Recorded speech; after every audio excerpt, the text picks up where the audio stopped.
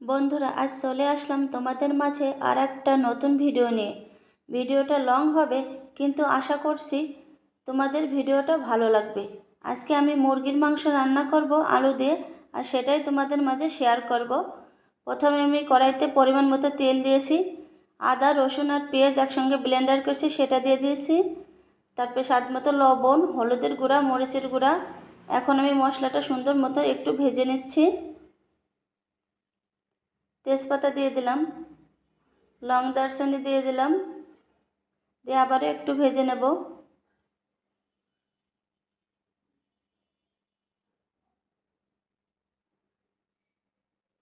সামান্য পরিমাণ পানি দিয়ে দিলাম মশলাটা কষানোর জন্য।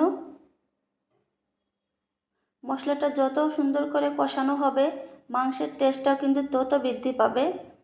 তো আমার মশলাটা কষানো হয়ে গেছে বন্ধুরা। এখন আমি মাংসটা দিয়ে দিলাম, দিয়ে সুন্দর মতো মশলার সঙ্গে কষিয়ে নেব কিছুক্ষণ।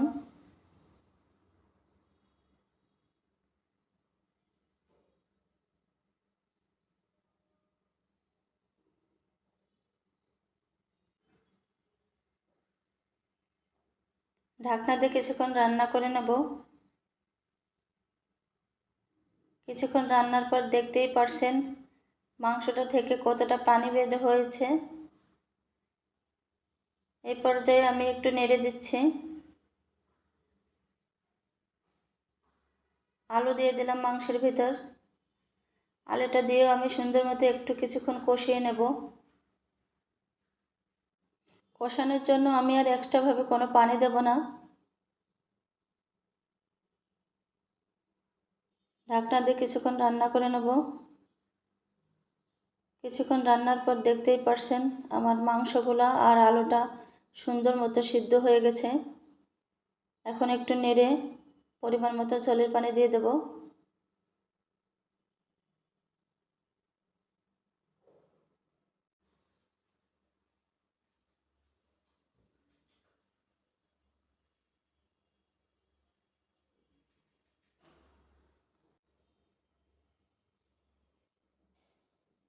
ঢাকনা দিয়ে আবারও কিছুক্ষণ রান্না করে নেব। দেখতেই পারছেন আমার মাংসটা কালারটা কতটা সুন্দর হয়েছে। আমার রান্নাটা প্রায় হয়ে গেছে বন্ধুরা। এখন আমি জিরা আর গরম মশলা বাটা দিয়ে দিলাম। আর বাটা মশলা দিয়ে যে কোনো রান্না করলে কিন্তু খেতে কিন্তু ভীষণ মজা হয়। তো বন্ধুরা, যদি ভিডিওটা ভালো লেগে থাকে লাইক কমেন্ট শেয়ার করে পাশে থাকবেন। দেখা হবে আর একটা নতুন ভিডিও নিয়ে কোনো এক সময়। আল্লাহ হাফেজ।